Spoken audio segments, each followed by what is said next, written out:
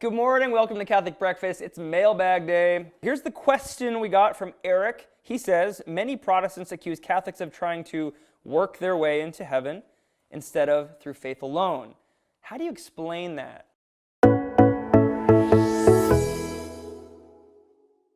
Eric, it's a great question, and it's a classic question, of course, that goes right back to the Protestant reformers. Great place to look for the response to that is in the so-called Catholic Reformation, the 16th century and on into the 17th century. Think of the Council of Trent and its doctrine on justification for a more technical explanation of this, but I'll give you a more informal one. Maybe there are Catholics out there who think they can, quote-unquote, work their way into heaven. That's not good, because the Catholic Church has actually condemned that idea. It's called Pelagianism, which means that human effort outside of grace can, to some measure, merit salvation. And that's just repugnant to both faith and reason. Why? Because what's salvation?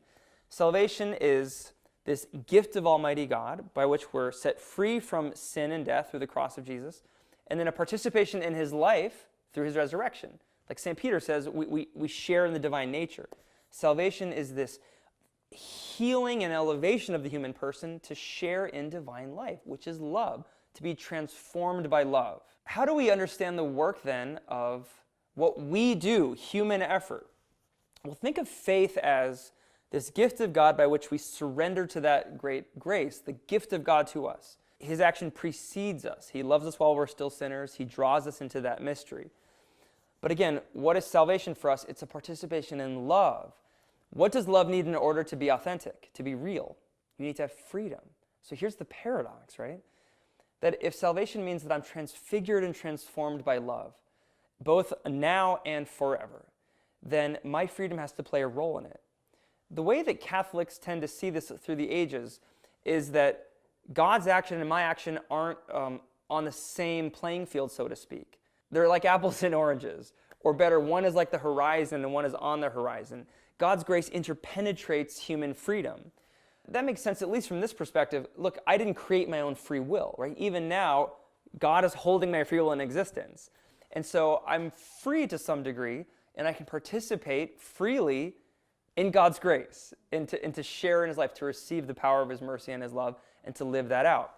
Think here of the way St. Paul says in his letter to the Philippians, chapter 2, work out your salvation in fear and trembling.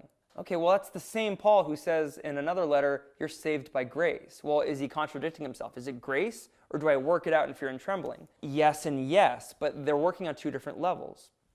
I'm saved by grace, which means my faith is a surrender to this gift.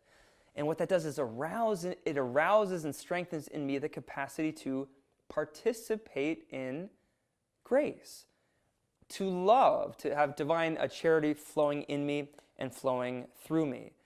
Read the New Testament on this. You start seeing it all over the place. The temptation with maybe St. Paul is to take out one line where he's emphasizing the role of faith and kind of use that as a proof text, and maybe other lines to use people like St. James or St. Peter or Jesus himself to emphasize the role of what you do matters.